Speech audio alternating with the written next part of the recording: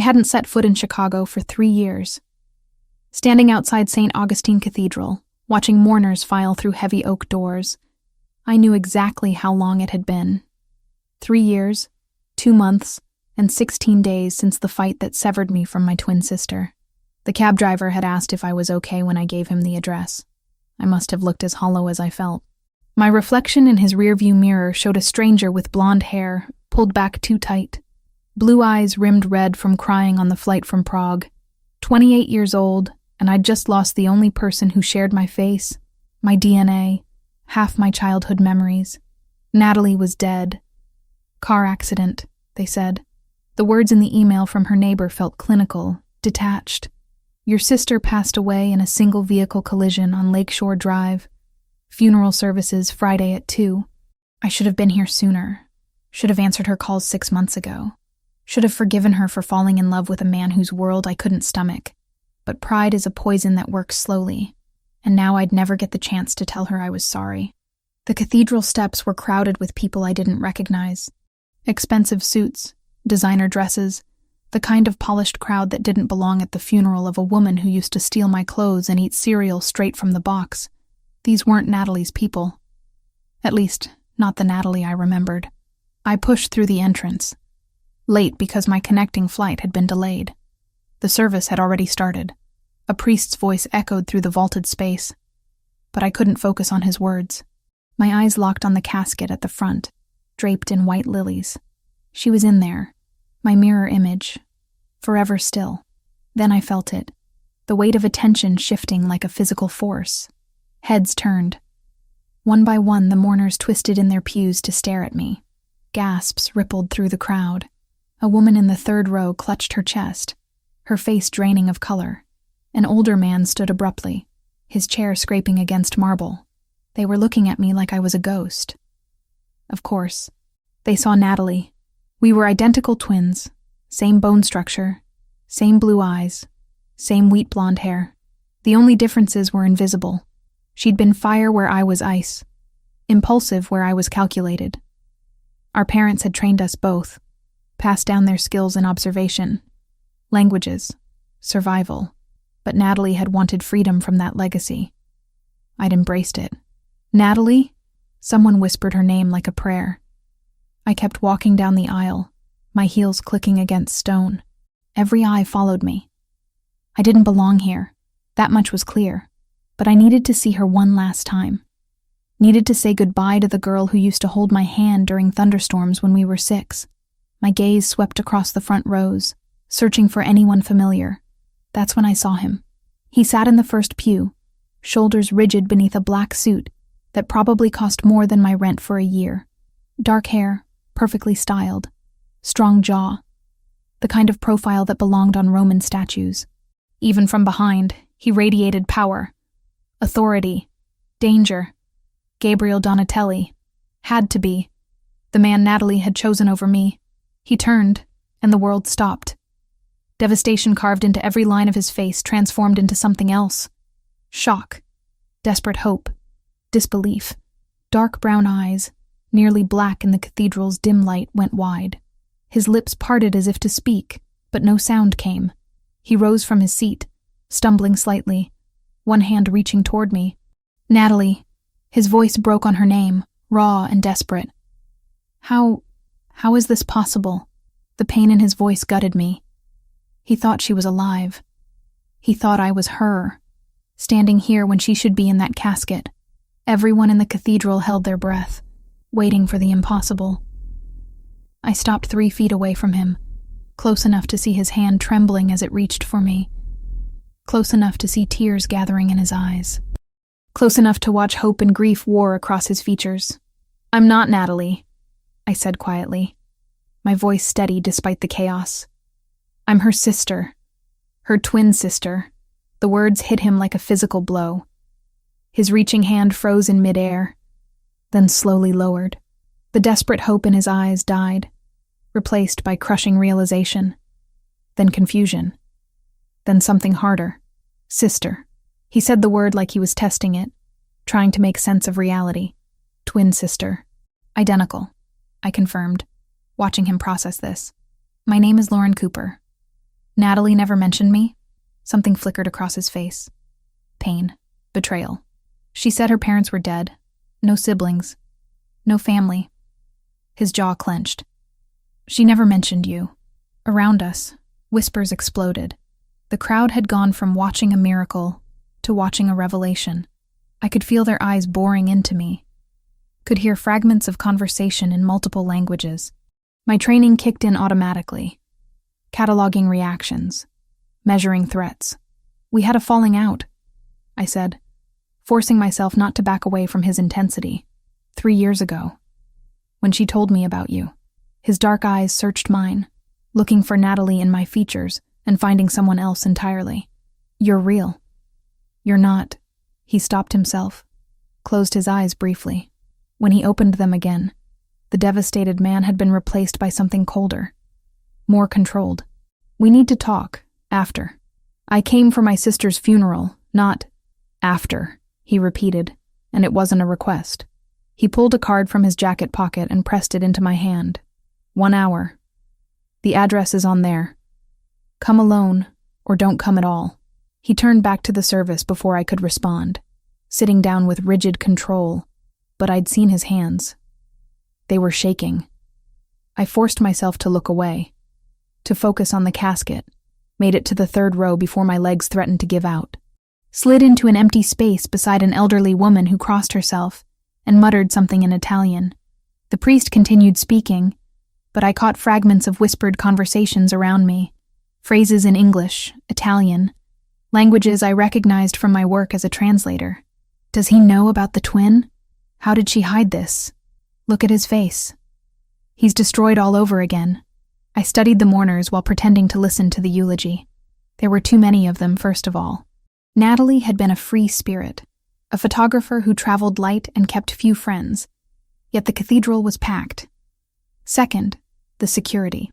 I counted at least 6 men positioned at intervals along the walls, their jackets cut to conceal weapons.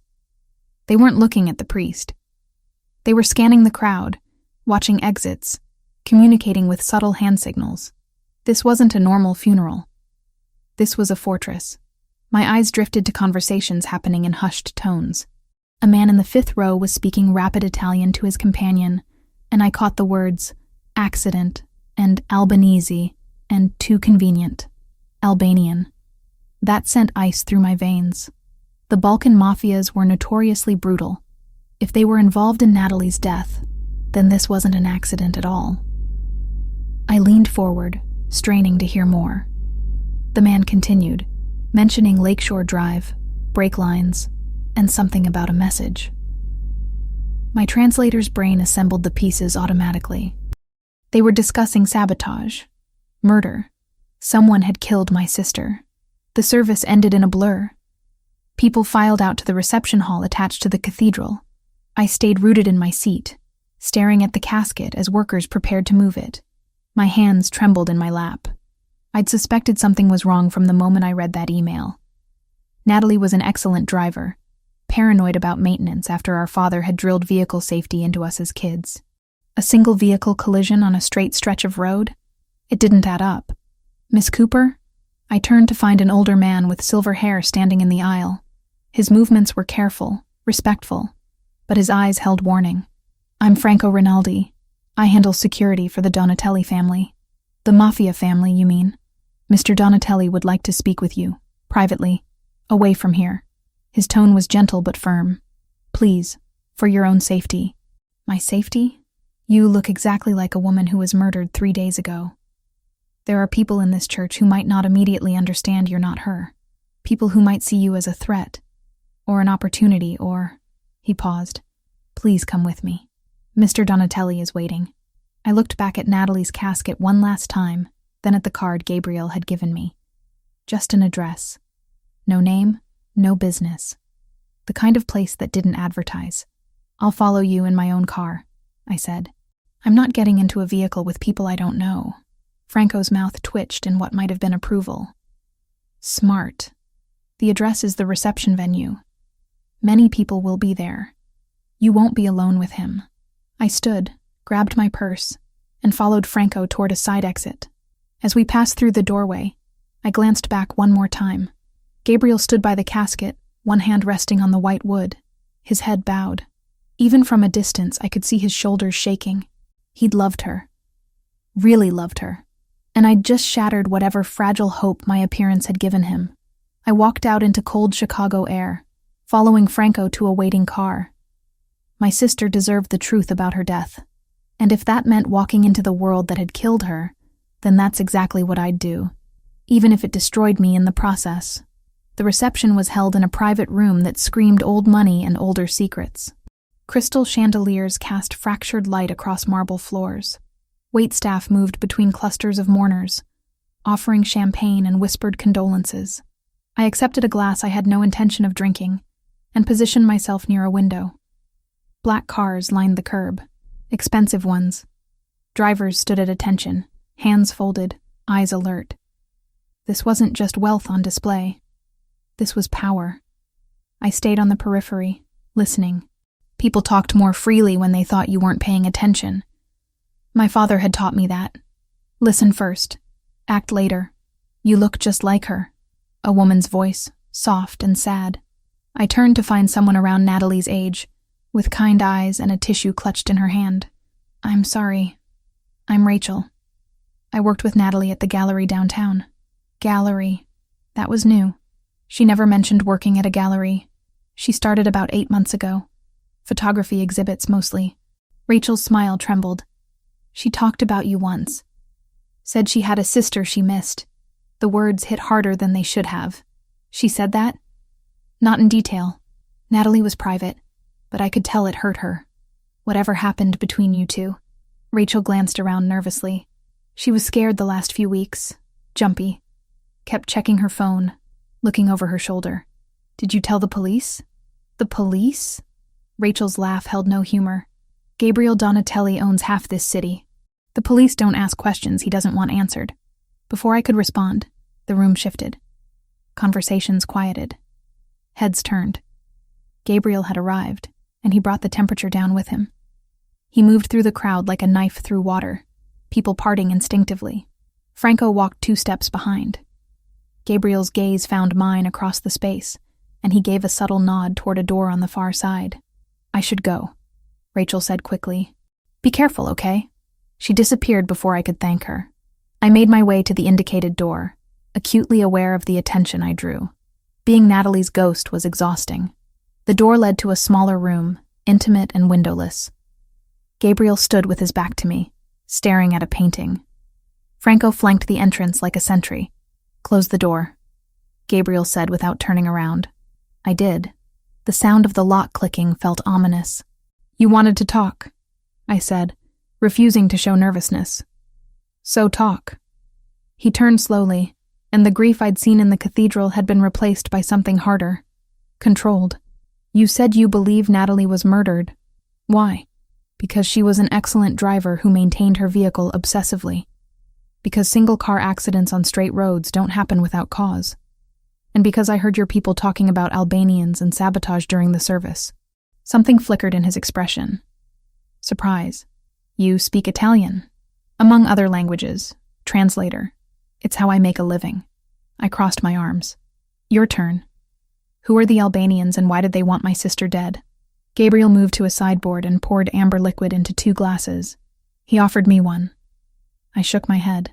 The Kosovar organization, he said, taking a drink. They've been trying to move into Chicago territory for 2 years. Natalie became a target because she was close to me. You mean because she was your fiancée? Yes. He set down the glass with precise control. She knew the risks. I warned her what this life meant, and she stayed anyway.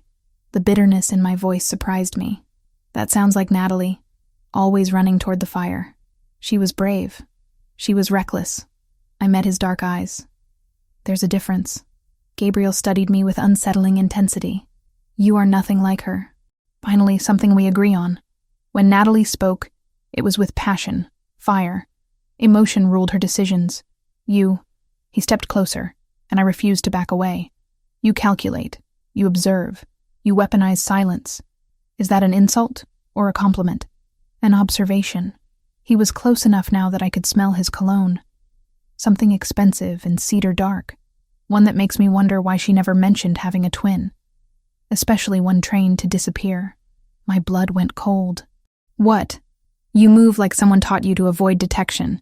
You position yourself near exits. You listen more than you speak. Those are not natural instincts, Miss Cooper. They're survival skills. His head tilted slightly. Who taught you? I should have lied. Should have deflected. Instead, something in his directness pulled truth from me. Our parents. Before they died. And what were your parents? Careful. The corner of his mouth twitched. Almost a smile. I could have you investigated. Find out everything about you in 24 hours. Then why ask? Because I want to hear it from you. We stared at each other, locked in some unspoken battle of wills. Finally, I exhaled. They fled Russia in the 90s, started over here, taught us to protect ourselves, to leave no traces, to survive in a world that didn't forgive mistakes. Natalie rejected it. I embraced it. That's why she couldn't find you, Gabriel said, understanding dawning. She tried. Hired investigators. They found nothing. Because I didn't want to be found. The admission tasted like ash. I was angry, stubborn, and instead, you lost her. The words gutted me. I turned away, blinking back tears I refused to let fall. Are you trying to hurt me? Or does it come naturally? I'm trying to understand. His voice softened marginally. Natalie never spoke of you, yet she kept a photograph. One picture, hidden in her jewelry box. 2 blonde girls, maybe 6 years old, holding hands. I found it after she died. My breath caught. Halloween, dressed as matching princesses. Our mother had taken it the week before everything changed. She kept that? My voice cracked despite my best efforts. She did. Gabriel moved to stand beside me, not touching but present, which tells me that whatever happened between you, she never stopped loving you. And that you didn't come here just for answers. Of course I did. She was my sister. Then help me find who killed her. I turned to face him. You already know who killed her. The Albanians. I know who gave the order. I don't know who executed it, who tampered with her car, who watched her die. His jaw clenched. And I need to know before I can act. Act, I repeated. You mean retaliate. I mean justice. Your version of justice likely involves body bags and unmarked graves.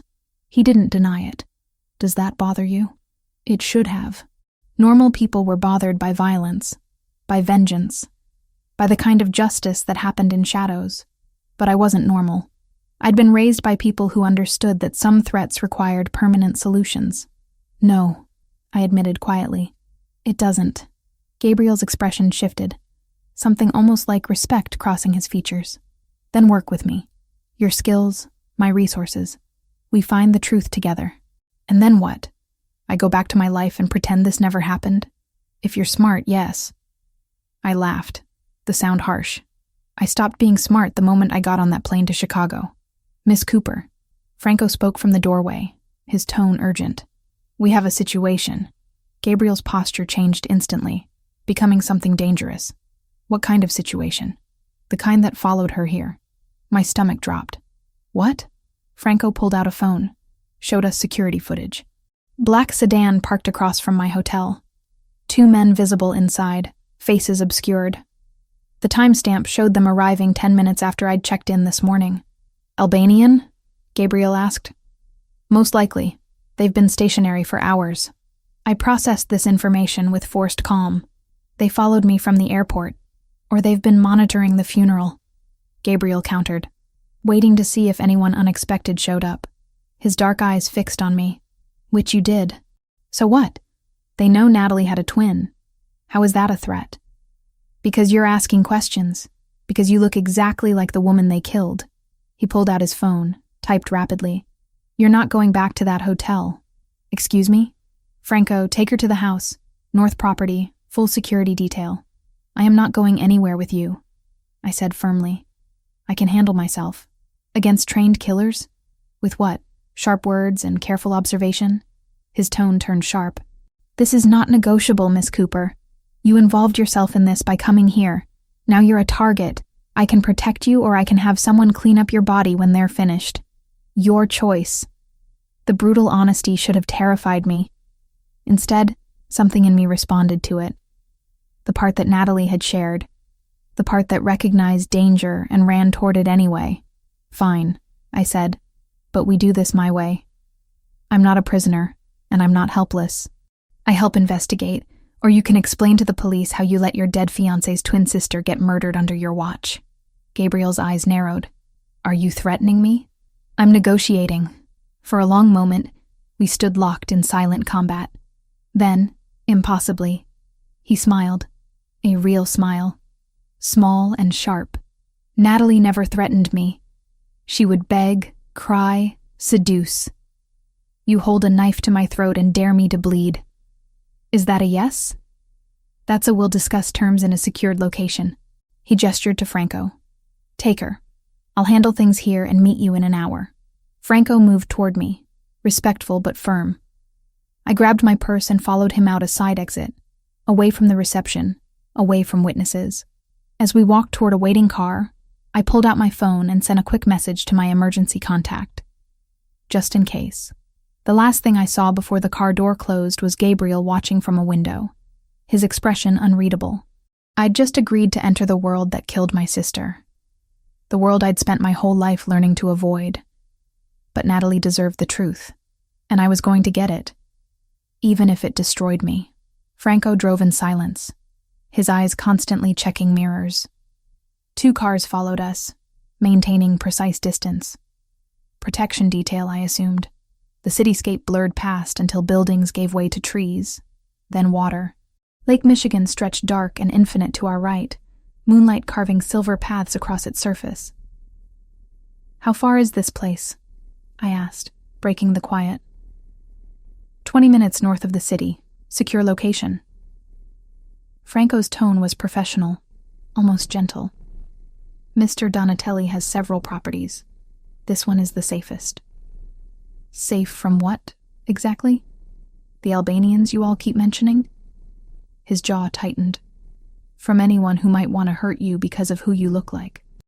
Because I looked like Natalie. Because some part of me was her, walking and breathing when she no longer could. The thought made my chest ache. We turned onto a private road, gates opening automatically.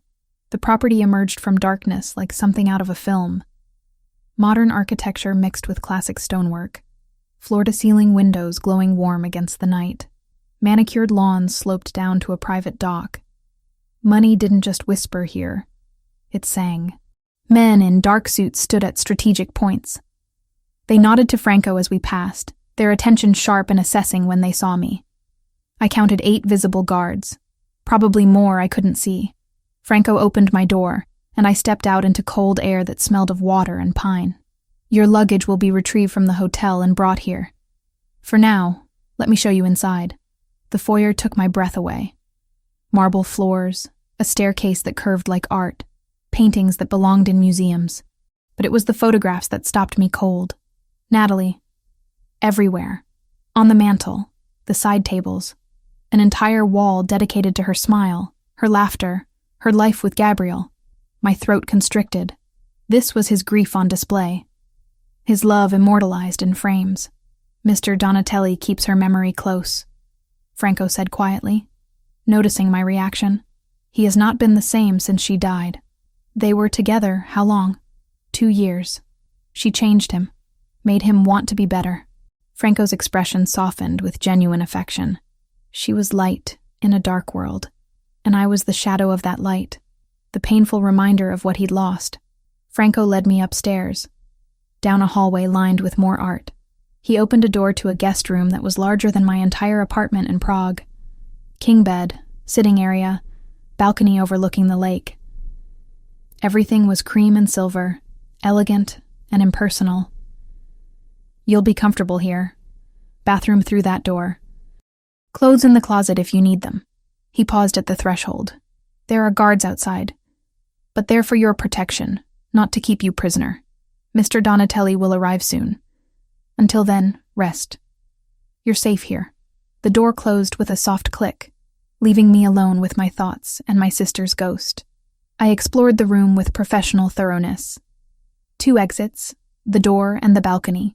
Windows locked, but not alarmed.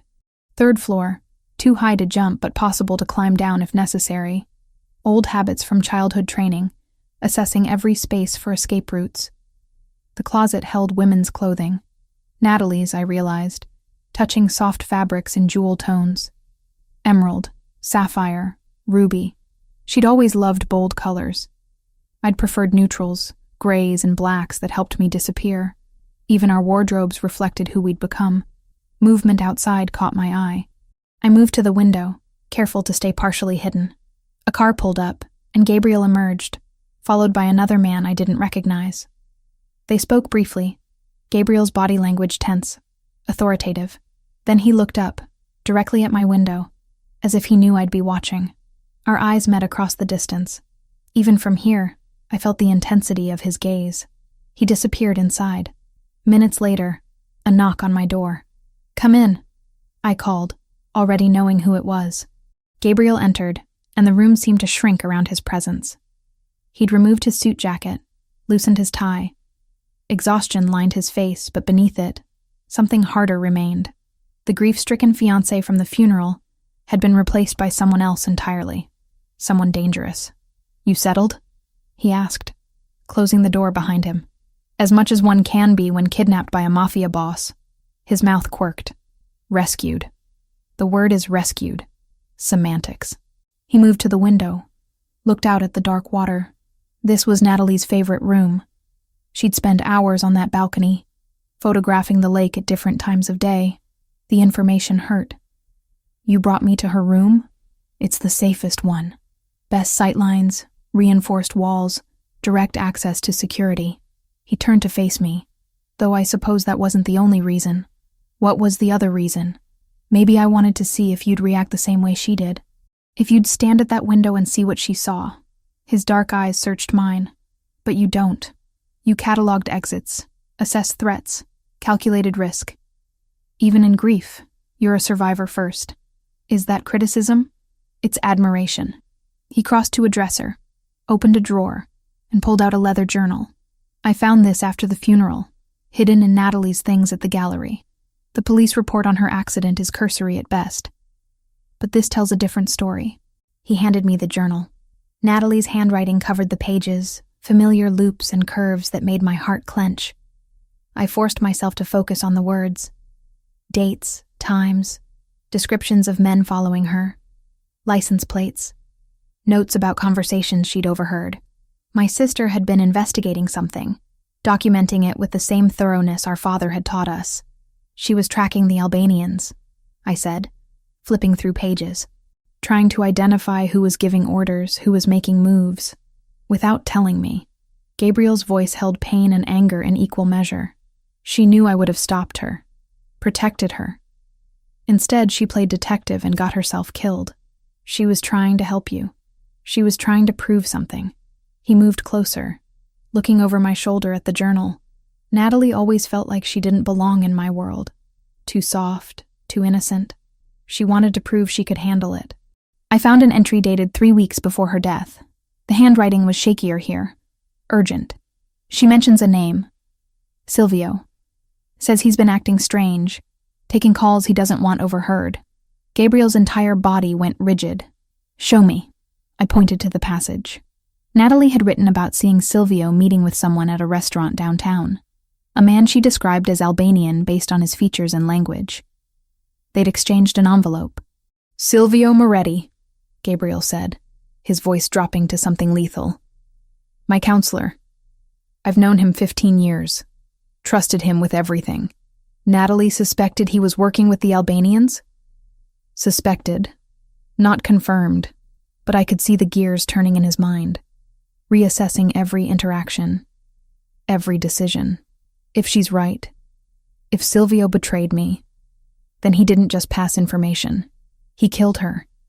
He gave them everything they needed to get to her. The fury in his voice was terrifying and oddly comforting. This was a man who would burn the world down for revenge.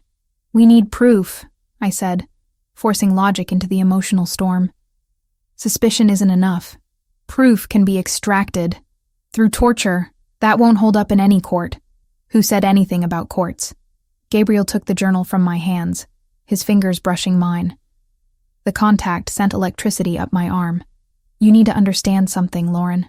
In my world, justice doesn't come from judges and juries. It comes from loyalty and consequences. If Silvio betrayed me, betrayed Natalie, he'll answer for it. Permanently. I should have been horrified, should have argued for law and order and civilized solutions. Instead, I thought about my sister, terrified and alone in those final moments. About someone tampering with her car, watching her drive away to her death. Then let's get proof, I said quietly. And when we do, you can handle it however you see fit. Gabriel studied me for a long moment, and something shifted in his expression. Understanding, maybe. Recognition that we weren't so different, he and I. Both raised in worlds where violence was currency and survival meant hard choices. A sharp sound shattered the moment. Breaking glass, shouting from downstairs. Gabriel's gun was in his hand before I could process what was happening. Stay here. Lock the door. What's going on? Someone just breached the perimeter. He moved to the door, every line of his body coiled and ready for violence. Franco! The door burst open and Franco appeared, weapon drawn, blood streaming from a cut on his temple. Albanians, 3 vehicles. They rammed the gate. Gabriel's expression went cold. How many? At least a dozen. Maybe more. Gunfire erupted from somewhere below. Glass shattered. Men shouted in multiple languages. My training kicked in, overriding panic. Where's the safest location in the house? Panic room, basement level, Franco said. But we need to move now. Gabriel grabbed my hand, pulling me toward the door. His grip was firm, steady. Stay behind me. Don't stop for anything. We ran. The hallway was chaos. Smoke filled the air. Alarms shrieked. And somewhere below, men were dying. Gabriel kept my hand locked in his as we moved, Franco leading with his weapon raised. 2 of Gabriel's guards appeared from a side corridor, taking defensive positions. Cover the stairs, Gabriel ordered. No one gets past this floor. We descended a back stairwell I hadn't noticed earlier. The sounds of fighting grew more distant, contained to the front of the house. Gabriel's security was holding the line, buying us time. The basement was surprisingly modern. Concrete reinforced with steel, emergency lighting casting everything in harsh white. Franco led us to what looked like a wine cellar, but when he pressed his palm to a panel, a section of wall slid open. The panic room was exactly what I expected. Reinforced walls, surveillance monitors showing multiple angles of the property, emergency supplies, weapons, a fortress within a fortress. How long can we stay here? I asked as Franco sealed the entrance behind us. As long as necessary, Gabriel said, moving to the monitors. His jaw clenched as he watched his men engage the attackers. Though I don't plan to hide while my people fight. Your people are trained for this. You're more valuable alive than dead in some pointless shootout. His dark eyes cut to me. Pointless? Strategic, I corrected. You said yourself this is about loyalty and consequences. Getting yourself killed before you can deliver those consequences would be pointless. Franco made a sound that might have been a suppressed laugh. She has a point, boss. Gabriel's expression remained hard, but he turned back to the monitors. I watched over his shoulder as the battle unfolded in grainy black and white. The Albanians were professional, coordinated. They'd come prepared for Gabriel's security, which suggested inside information. They knew the layout, I said quietly. Knew where your guards would be positioned. Someone told them. Silvio. Gabriel's voice was lethal. He's not answering his phone. Neither is his second in command. Convenient timing. Franco, I want Silvio found. Now. And I want to know where he was tonight. Franco was already on his phone, speaking rapid Italian to someone on the other end. Meanwhile, the monitors showed Gabriel's men slowly gaining ground. The attackers were retreating, outnumbered and outgunned now that the element of surprise had faded. 10 minutes later, it was over. Bodies littered the front lawn, most of them Albanian. 3 of Gabriel's men were injured, 1 seriously. But they'd held the property. All clear, Franco reported, receiving confirmation through his earpiece. Perimeter secure, ambulance en route for our wounded. Gabriel holstered his weapon. The bodies? Being handled. Police have been notified it was an attempted robbery. They won't ask questions. Of course they wouldn't. This was just another night in a world where violence was currency, and law enforcement looked the other way. We returned upstairs to find the house transformed. Bullet holes pocked the walls. Glass glittered across marble floors. Blood stained the foyer where someone had fallen. Men in dark suits moved with practiced efficiency, cleaning, documenting, erasing evidence. "Your room is untouched," Franco said to me. "But perhaps you'd prefer different accommodations tonight." "She stays near me," Gabriel said before I could respond. "The master suite. Double the guards on that floor." I should have argued, should have insisted on independence. But standing in the wreckage of an attack meant to kill me. I found myself nodding. Gabriel led me to the opposite wing, to a suite that was somehow both luxurious and masculine. Dark woods, leather, floor-to-ceiling windows overlooking the lake. A California king bed dominated the space. "There's a sitting room through there," he said, gesturing to an adjoining door. "Couch converts to a bed. You'll have privacy." "Thank you." He moved to the windows, looking out at the water. Dawn was breaking, painting the sky in shades of amber and rose. We'd survive the night, but at what cost? "They'll come again," I said quietly. "The Albanians. If Silvio told them about me, they'll keep trying until I'm dead. Then we eliminate the threat before they get another chance." He turned to face me, exhaustion lining his features. "I should never have brought you here. Should have put you on the first plane back to Prague and forgotten you existed. But you didn't." "No, I didn't." His gaze held mine, searching. "Because you're the first person who understands. Who knows what it's like to lose someone and want vengeance more than breath. Who doesn't flinch at the ugly truth of what I am. And what are you, Gabriel? A monster who loved an angel. Who watched her die because I couldn't protect her. Who sees her face every time I look at you and knows I'm failing her all over again." The pain in his voice broke something in me. I crossed the space between us, driven by impulse I didn't understand. "I'm not her. I'll never be her. But I'm here. And I'm not going anywhere until we find who killed my sister." His hand came up, fingers tracing my jaw with devastating gentleness. "You look so much like her. Same face, same eyes. But when you speak, when you move, you're completely different. It's like watching a familiar melody played in a different key. Gabriel, I know I shouldn't touch you, shouldn't feel what I'm feeling. But standing here, knowing I almost lost you tonight," his thumb brushed across my lower lip, and heat flooded through me. "Tell me to stop. I should have. Everything about this was wrong, complicated. A betrayal of my sister's memory. But Natalie was gone, and I was alive. And the man standing before me made me feel something I'd never experienced. "I can't," I whispered. He kissed me, slow at first, questioning, then deeper when I responded, his hand sliding into my hair, pulling me closer. I tasted coffee and grief and something desperately alive. My hands fisted in his shirt, needing anchor, needing proof that we'd survived. When we finally broke apart, both breathing hard, reality crashed back in. "That was a mistake," I said, even as my body screamed otherwise. "Probably." He didn't let go, but I don't regret it. We barely know each other. I know you're brave. I know you're smart. I know you loved your sister enough to walk into danger for answers. His forehead rested against mine. And I know that when I thought those bullets might reach you, I was more terrified than I've been since Natalie died. I pulled back, needing space to think. This is grief. Trauma. Two people clinging to each other because we're both broken. Maybe. Or maybe it's two people finding something real in the middle of hell. He let me go, stepping back.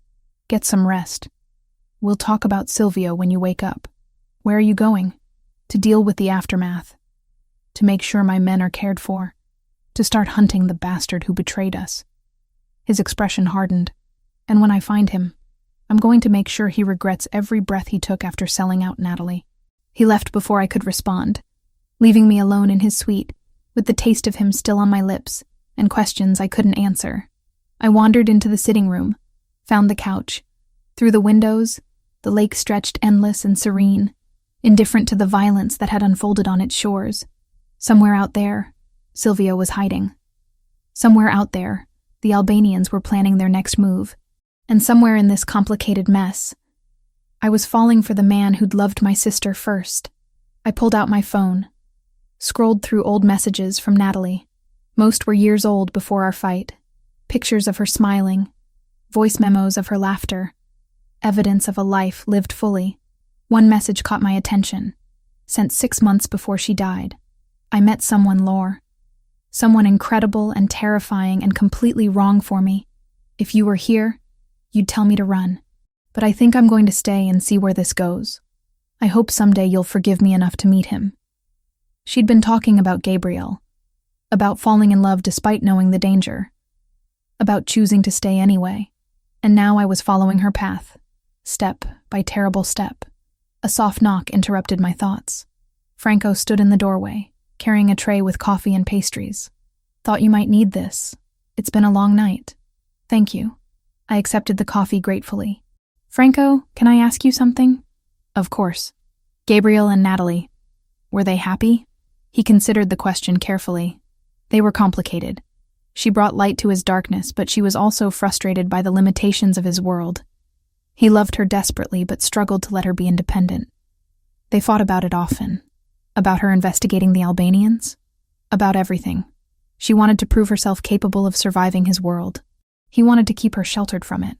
Franco's expression softened. In the end, neither got what they wanted. But yes, beneath the complications, they were happy. And now I'm here, looking like her ghost, complicating everything. You're not complicating anything, Miss Cooper. You're giving him something I haven't seen since she died. Hope. Franco headed for the door, then paused. For what it's worth, I don't think you're a ghost. I think you're exactly who you are. And maybe that's what he needs instead of a memory. He left me with those words, and a tray of food I couldn't eat.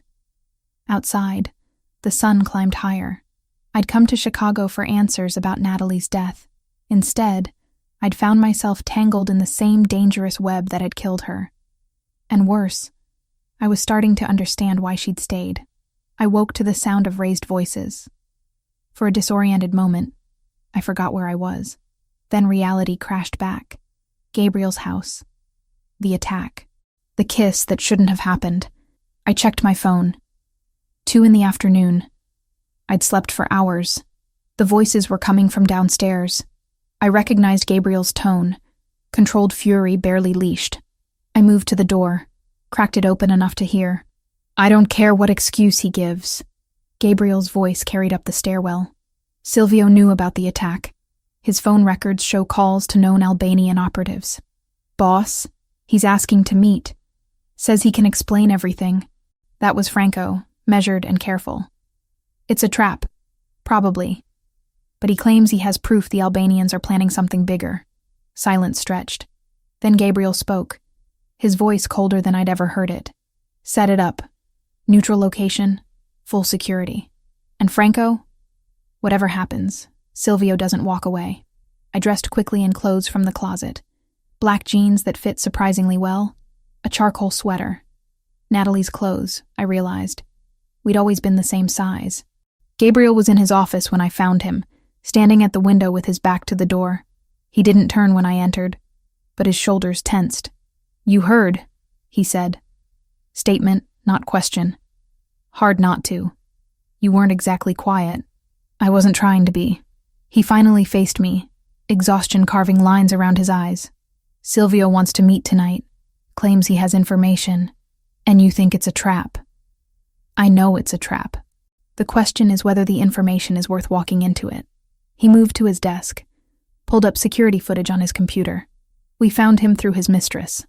The screen showed a middle-aged man with silver hair and sharp features. Handsome in a polished way, expensively dressed.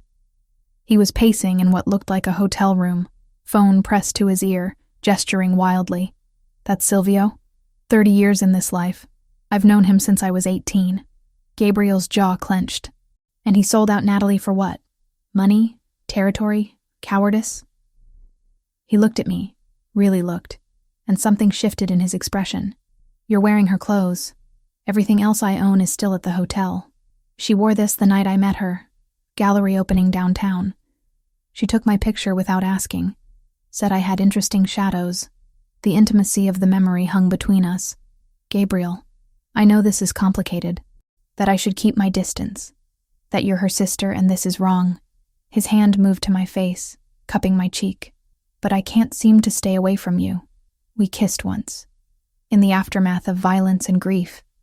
That doesn't mean... It means everything. His thumb traced my cheekbone. Because I've been thinking about it all day. Because you're not her, Lauren. You're something entirely different. And that terrifies me.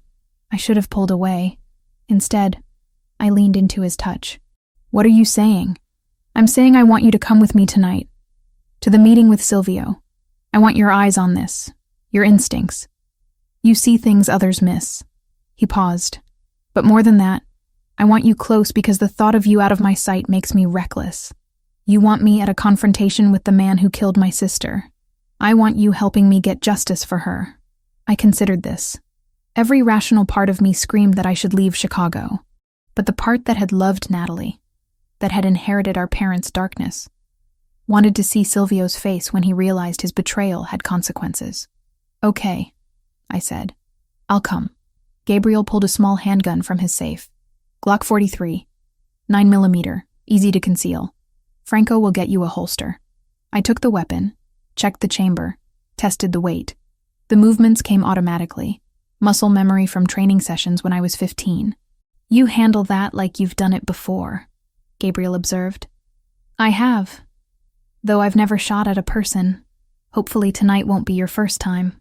The hours until the meeting crawled by. Franco fitted me with an earpiece and a holster that sat comfortably at the small of my back. He walked me through the warehouse layout using blueprints, showing me exits, cover points, danger zones. You stay with Mr. Donatelli at all times, Franco instructed. Silvio is dangerous. He's cornered, desperate. Don't underestimate him. At 8:30, we left. 3 cars, 12 men, enough firepower to start a small war. I sat in the back with Gabriel, his hand finding mine in the darkness. Neither of us spoke. The warehouse loomed against the night sky, dark except for a single entrance lit by harsh spotlights. Silvio's people were already visible, 4 men positioned strategically. Everyone clear on the play? Gabriel spoke into his radio. Confirmations came back. Good. Let's end this. We exited the vehicles. The cold October air bit through my sweater. Gabriel's hand rested on the small of my back as we walked toward the entrance. Franco walked ahead, weapon visible. Inside, the warehouse was exactly what I expected. Concrete floors, rusted equipment, the smell of old oil and decay. Silvio stood in the center under a hanging work light, looking smaller than he had on the security footage. Older. Frightened beneath the expensive suit. Gabriel, his voice carried across the empty space. Thank you for coming. Give me one reason I shouldn't kill you right now. Gabriel's tone was conversational, which somehow made it more terrifying. Because I can give you Victor Castrati, the Albanian boss, location, schedule, vulnerabilities, everything you need to end this war before it destroys you. And why would you do that? You've been working for them. I've been surviving. They approached me a year ago, threatened my family. I gave them information to keep them safe. But they went too far. Silvio's eyes drifted to me, and genuine pain crossed his face. I never wanted Natalie dead. That wasn't supposed to happen. But it did. Gabriel's voice dropped to something lethal. Because you gave them everything they needed to get to her. They said they just wanted leverage. I swear, Gabriel, I didn't know they'd kill her. His voice broke. I've been trying to make it right ever since. By waiting until they attacked my home? Until they nearly killed Lauren? Gabriel took a step forward. Your redemption comes too late. Wait. I spoke for the first time, and everyone's attention shifted to me. You said you're giving us Victor. What's the catch? Silvio's eyes met mine, and I saw calculation behind the fear. The catch is that I walk away. New identity, money, protection. I disappear, and you get the man who actually ordered Natalie's death. No. Gabriel's response was immediate. Then we all die. Silvio pulled his hand from his pocket. and suddenly his men had weapons raised. Gabriel's people responded in kind, and the warehouse became a standoff. I activated a dead man's switch when you arrived. If I don't check in every 15 minutes, information about your operation goes to the FBI. Every account, every contact, every dirty deal. The betrayal ran deeper than we'd known. Silvio hadn't just sold out Natalie. He'd been preparing to destroy everything. Gabriel's expression went cold. You're bluffing. Am I? Are you willing to bet your empire on it? Silvio's voice grew stronger. I'm offering you Victor on a silver platter. The man who killed your fiancée.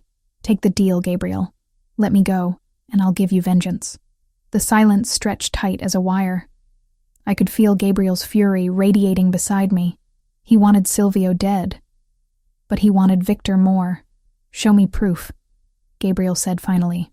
Proof you actually have access to Victor.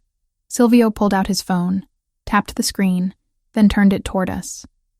A photo showed Victor Castrati entering a building, timestamp from earlier today. Another showed his schedule for the next week, detailed and specific. I've been his inside man for a year. I know everything. Silvio's smile was bitter. Take it or leave it, Gabriel. Decide fast. My next check-in is in 8 minutes. Gabriel looked at me, and I saw the question in his eyes. What would I do? Let Silvio walk to get Victor, or demand justice now and risk everything? I thought about Natalie, about how she'd tried to prove herself in a world that ultimately killed her, and I thought about what she would want. Not revenge against the messenger. Revenge against the man who'd given the order. Take the deal, I said quietly. Get Victor. Gabriel's jaw clenched, but he nodded. Fine. Give us Victor, and you walk. But Silvio? He stepped closer. If you're lying, if this is a setup, I will find you. I will find everyone you've ever loved. And what happens to them will make you wish you'd died here tonight. Silvio swallowed hard. I understand. Then talk, and make it count. What followed was 30 minutes of information. Victor's location, a penthouse in downtown Chicago. His schedule, his security detail, his weaknesses. Silvio laid it all out with the precision of someone who'd been planning this revelation for months. When he finished, Gabriel pulled out his phone and made a call. Let him go. Full surveillance. If he contacts the Albanians, end him. Silvio and his men backed toward the exit. At the threshold, he paused and looked back at me. For what it's worth, Miss Cooper, your sister was brave. Braver than I was.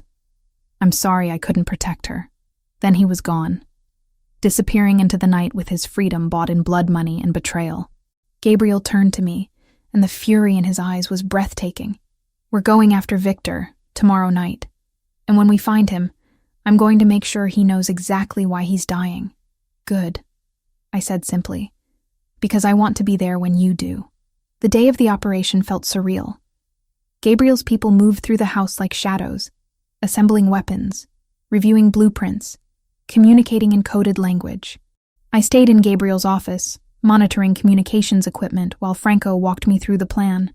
Victor's penthouse occupied the top 3 floors of a luxury building downtown. Heavy security, both electronic and human. You'll stay with me in the command vehicle, Franco said for the 3rd time. Monitor feeds, coordinate extraction if needed. You're not going inside. We'll see, I murmured, earning a sharp look. Gabriel appeared in the doorway, dressed in black tactical gear that somehow made him look even more dangerous. His dark eyes found mine across the room. Lauren, a word. He gestured to the hallway. I followed him to an empty room, watched him close and lock the door. The air between us crackled with tension. I need you to promise me something, he said, stepping close. If things go wrong tonight, if I don't make it out, don't. I pressed my fingers to his lips. Don't say it. I have to. His hand covered mine, pulled it away but didn't let go. If I don't make it, Franco has instructions. Money, protection, everything you need to disappear. Go back to Prague. Just survive. Gabriel, these past days with you, they've reminded me what it feels like to want something beyond revenge, to imagine a future that isn't just blood and darkness. His hand cupped my face. Natalie loved me, but she never understood this life. You, though, you understand the darkness because you carry it too, We barely know each other. It's not. His forehead rested against mine. You're not her shadow, Lauren. You're your own light. Sharper, colder, more dangerous. And it terrifies me how much I want that. I kissed him. Hard and desperate, pouring every complicated feeling into it. He responded instantly, backing me against the wall, hands tangling in my hair. The kiss deepened, became something consuming. When we finally broke apart, both breathing hard, reality settled back in. Come back alive, I whispered. That's all I ask. I intend to. He stepped back, the cold strategist returning. Victor dies tonight, for Natalie. 6 hours later, I sat in the command vehicle with Franco, watching feeds from cameras Gabriel's people had positioned around Victor's building. 15 men had gone in, Gabriel leading the assault team. The operation unfolded with brutal efficiency. First the security systems, disabled. Then the guards, neutralized quietly. Gabriel's team moved like ghosts. Approaching target floor. Gabriel's voice came through my earpiece. Gunfire erupted through the feed. Victor's personal security had been waiting. The screens showed chaos, muzzle flashes in the darkness, men falling. Gabriel, report, Franco barked. Static. Then, taking heavy fire. Victor's in the wind, heading for his private elevator. Block it. Don't let him reach the garage. More gunfire. Then I saw it. A secondary feed showing the garage level. A black SUV pulling up, engine running. Victor's escape route. Franco, look, I pointed. He's going to get away. Franco cursed. Boss, Victor's got a vehicle in the garage. You need to move now. Copy. Pursuing. But I could see what Franco couldn't. Gabriel's team was pinned down. By the time they fought through, Victor would be gone. I made a decision my father would have hated. Franco, which exit leads to the garage? Service entrance, east side. Why? Lauren, no. I was already moving, grabbing the spare earpiece and weapon. Someone needs to slow Victor down. You will get yourself killed. My father was a KGB operative. I know exactly what I'm capable of. I opened the door. Tell Gabriel I'm sorry. I ran before Franco could stop me, crossing toward the service entrance. Inside, harsh lighting and concrete walls. The smell of exhaust and gun oil. Voices echoed from below. Albanians speaking rapidly.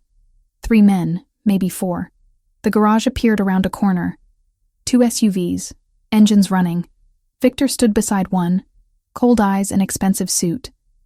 3 guards surrounded him, weapons ready. I had seconds to act. My father's voice echoed in my memory. When outnumbered, create chaos. I fired twice into the air. The sound echoed like thunder and everyone froze. Then chaos. The guards spun toward me, weapons rising. I dove behind a concrete pillar as bullets chipped stone inches from my head. FBI! I shouted, gambling. Building is surrounded. A lie. But Victor didn't know that. Return fire kept me pinned. 1 guard advanced. I waited until he cleared the pillar, then fired. The bullet caught his shoulder.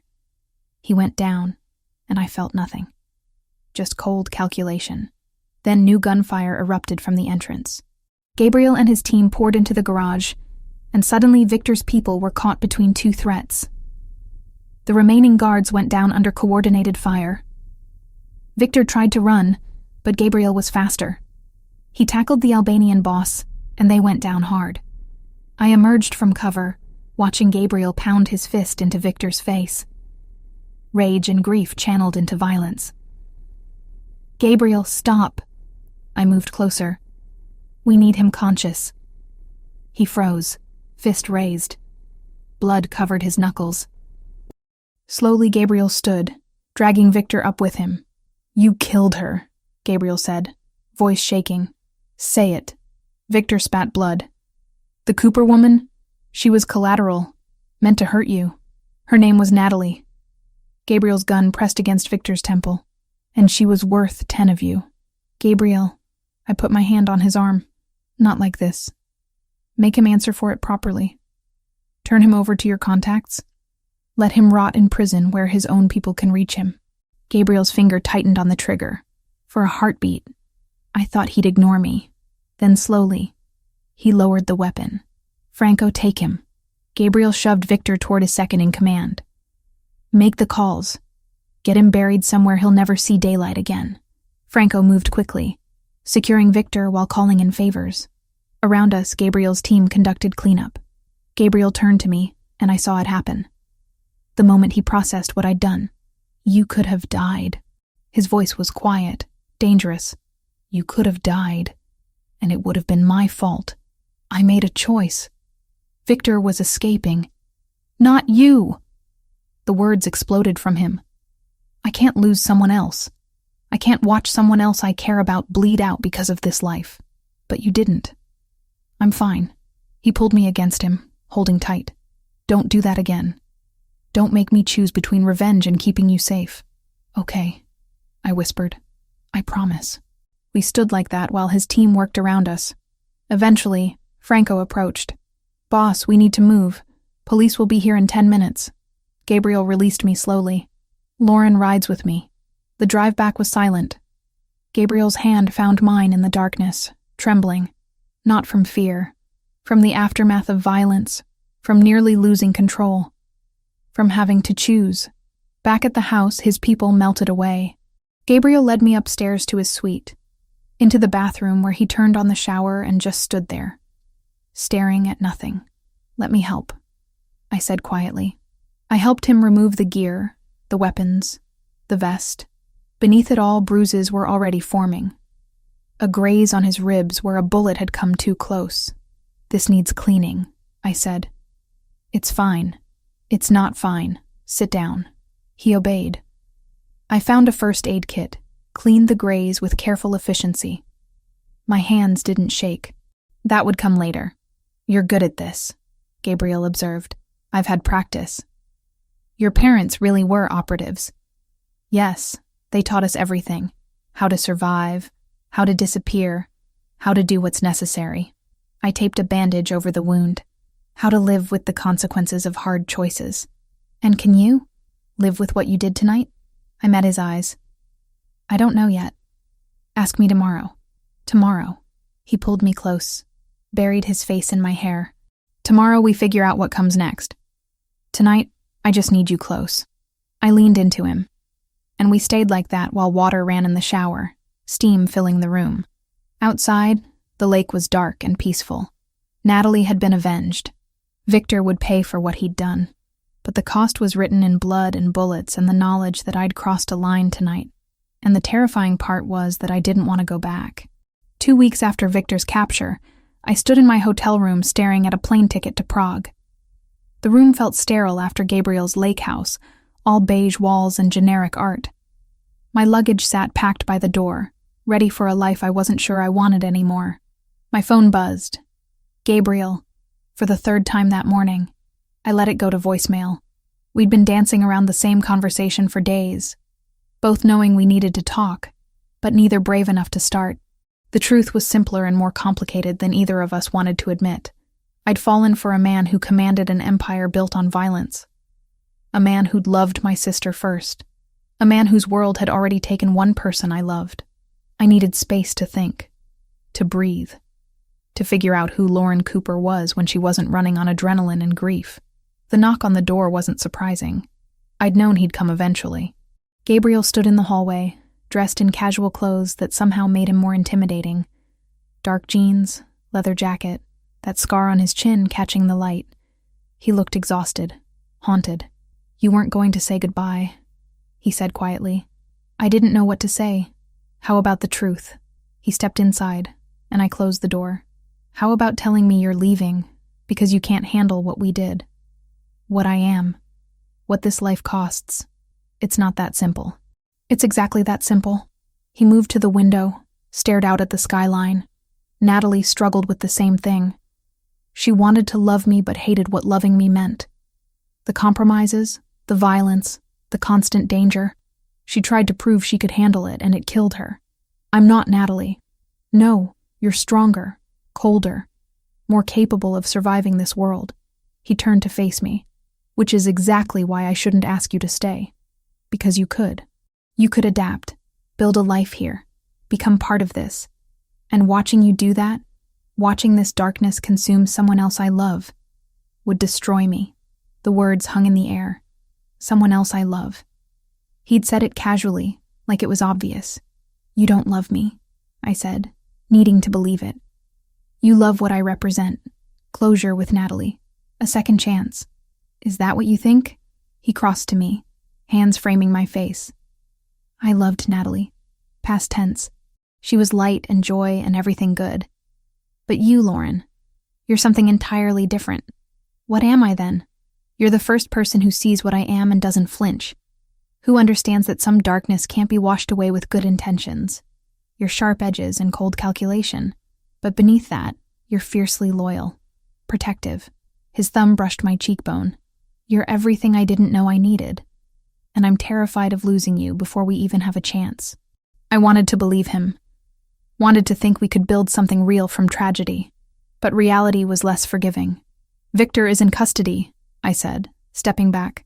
Natalie has been avenged. The reason we came together doesn't exist anymore. So we need a reason?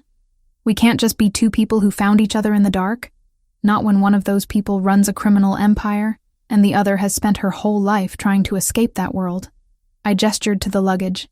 My parents fled the KGB so Natalie and I could have normal lives. How can I honor that by walking right back into the darkness they died to escape? Gabriel's expression hardened. Then go. Get on that plane. Go back to Prague, to your quiet life, pretending you didn't spend 2 weeks orchestrating revenge. Pretending you didn't shoot someone. Pretending you're not exactly like your parents, carrying darkness in your DNA. The words hit like physical blows because they were true. Violence came naturally to me. The cold calculation, the strategic thinking, the ability to do what was necessary. I was my parents' daughter, and no amount of distance would change that. What are you offering? I asked quietly. If I stay, what does that life look like? Complicated. Dangerous at times. But I'm working on changing things. Transitioning legitimate operations to Franco. Creating businesses that don't require looking over our shoulders. It'll take time, but I'm serious about it. Because of me? Because of us. Because I'm tired of this life. Natalie wanted me to change, but I wasn't ready. With you, he moved closer. With you, I want to be better. Not perfect, not innocent, but better. And if I can't do it, if I try to be with you and the weight breaks me, then I'll let you go. No guilt, no chains. But Lauren, his hand found mine. Don't walk away before we even try. Don't let fear of what might happen steal what we could have. I looked at our joined hands. His scarred from years of violence. Mine marked by the past 2 weeks. We were both damaged. Both carrying darkness. Maybe that was why this could work. I need conditions, I said finally. If I stay, I maintain my independence, my career, my identity. I'm not becoming someone's kept woman. I wouldn't want you to. And you follow through on the transition. Franco takes over dangerous operations within 6 months, or I'm gone. Agreed. And we visit Natalie's grave. Together. I need to talk to her. Explain this. Make peace with loving the man she loved first. Gabriel's expression softened. We can go today. The cemetery was quiet. Autumn leaves covering the ground in shades of copper and gold. Natalie's grave was in the newer section. Her headstone simple. Natalie Cooper. Beloved daughter. Sister. Fiancée. Gabriel stood beside me, his hand finding the small of my back. Support without pressure. Hi, Nat, I said quietly. I'm sorry I wasn't here sooner. Sorry for 3 years of silence, for letting pride keep us apart. Wind rustled through nearby trees. I met him. Gabriel. The man you loved.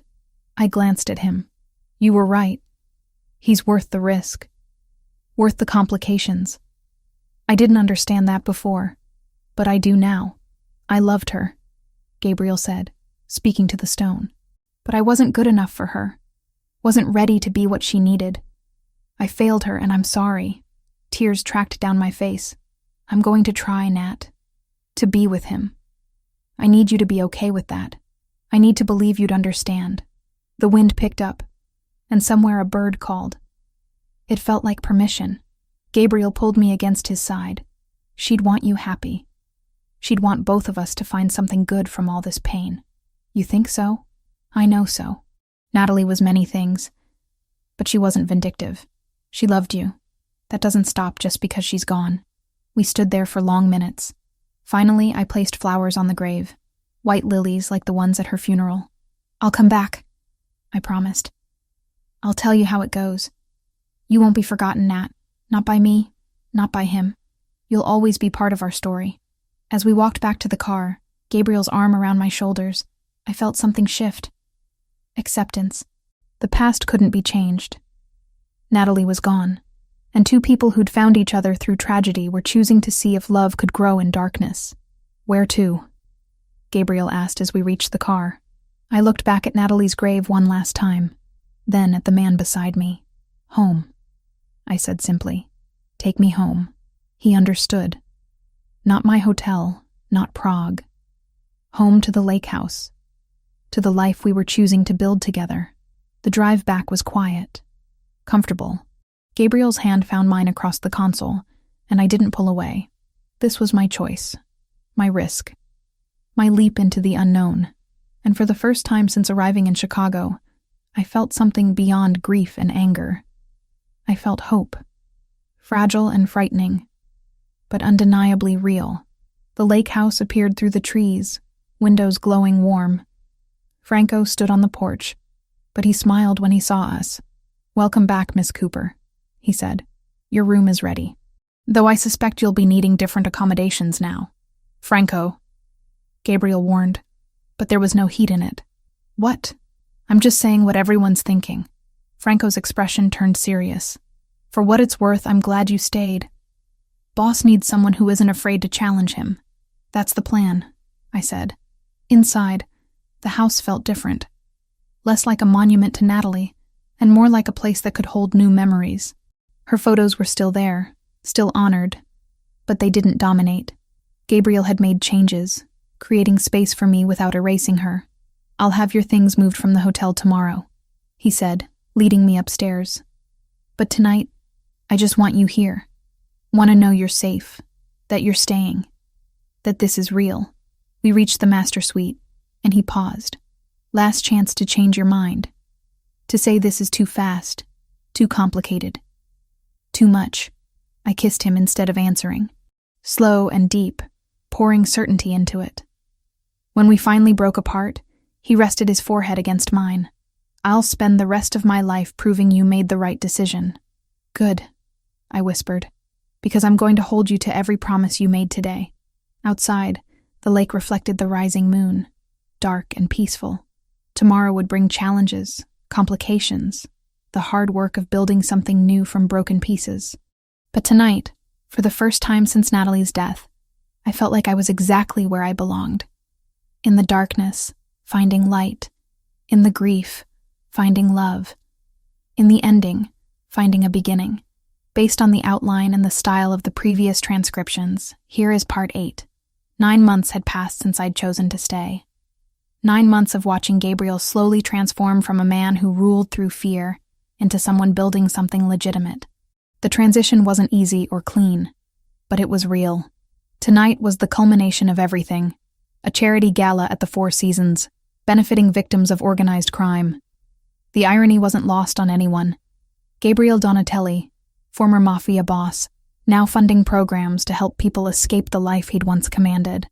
I stood in front of the mirror, adjusting the emerald dress Gabriel had chosen. 6 months pregnant, my body had changed in ways I was still adjusting to. The baby kicked, reminding me that everything we'd built had become tangible, real, impossible to walk away from. "You look beautiful," Gabriel said from the doorway. He wore a tuxedo that made him look dangerously handsome, though his eyes were softer now. Fatherhood suited him, even before our daughter arrived. "I look like I swallowed a basketball. You look like everything I never knew I wanted." He crossed to me, hands settling on my swollen belly. "Are you sure you're up for tonight? We can skip it if you're tired." "And miss watching Franco officially take over?" "Not a chance." Tonight's event served dual purposes. Publicly, it was charity. Privately, it marked Gabriel's complete exit from the organization. Franco would assume control of all remaining operations, legitimate and otherwise, while Gabriel focused on the legal businesses we'd been building. The ballroom glittered with Chicago's elite. Politicians, businessmen, socialites who'd once feared Gabriel now sipped champagne beside him, pretending the past didn't exist.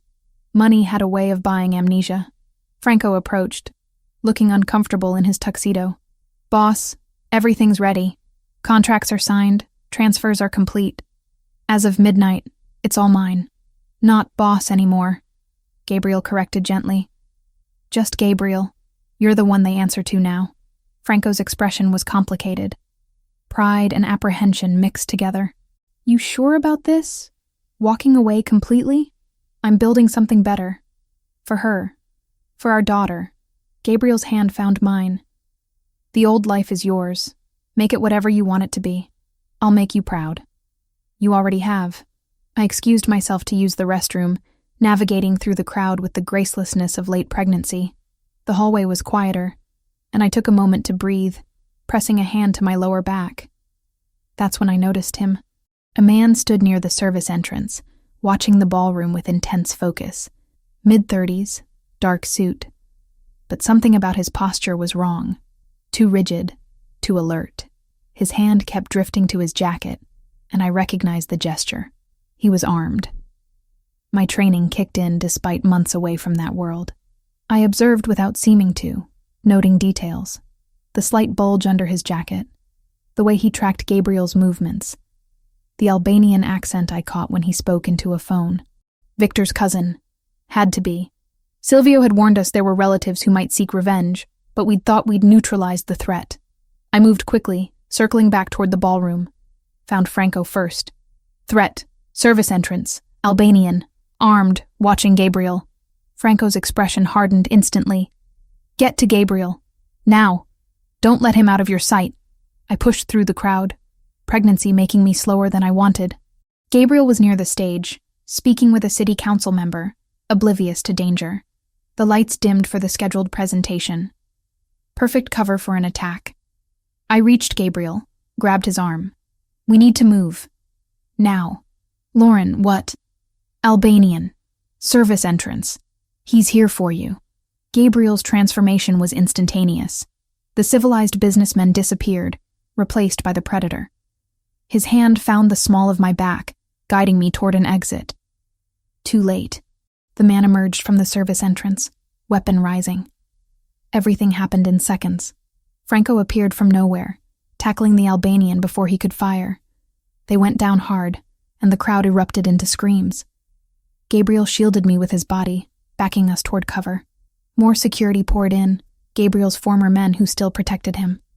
The Albanian was subdued, dragged away, but the damage was done. The illusion of safety, of normalcy, shattered like glass.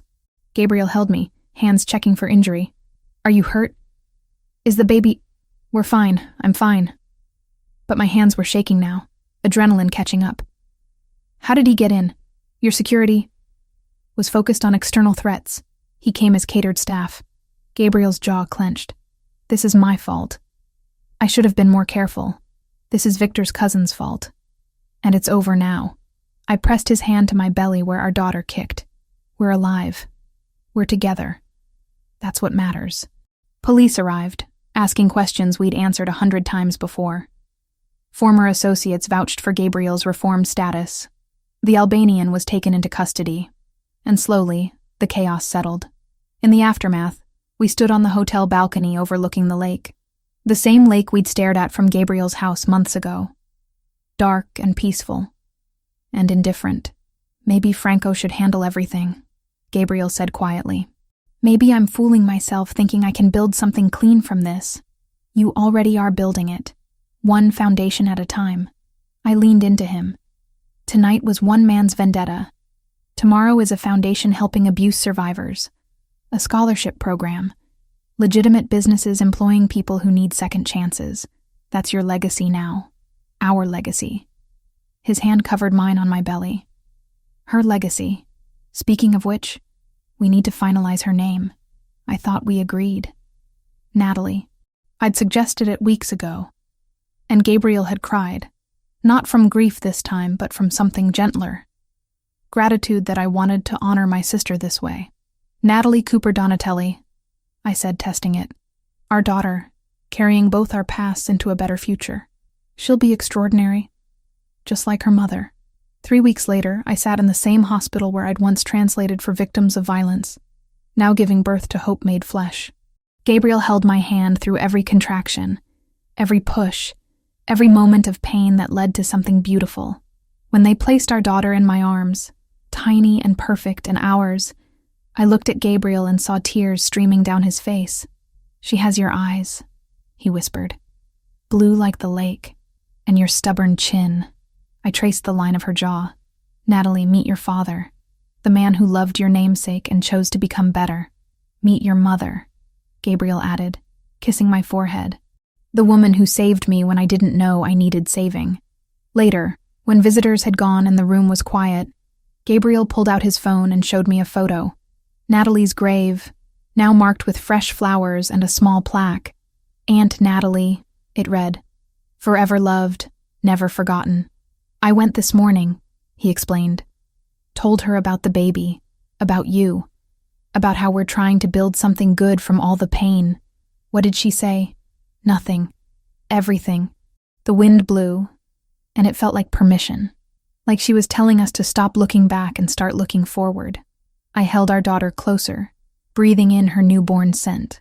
Forward then, toward whatever comes next. Together, always.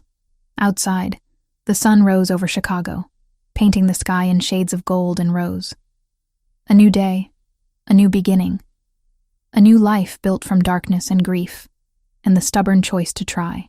Natalie Cooper Donatelli slept peacefully in my arms, unaware that she was the bridge between past and future. The proof that sometimes the most broken people could create something whole. That love could grow in the darkest soil and bloom into something extraordinary. And somewhere, I like to think, my sister smiled.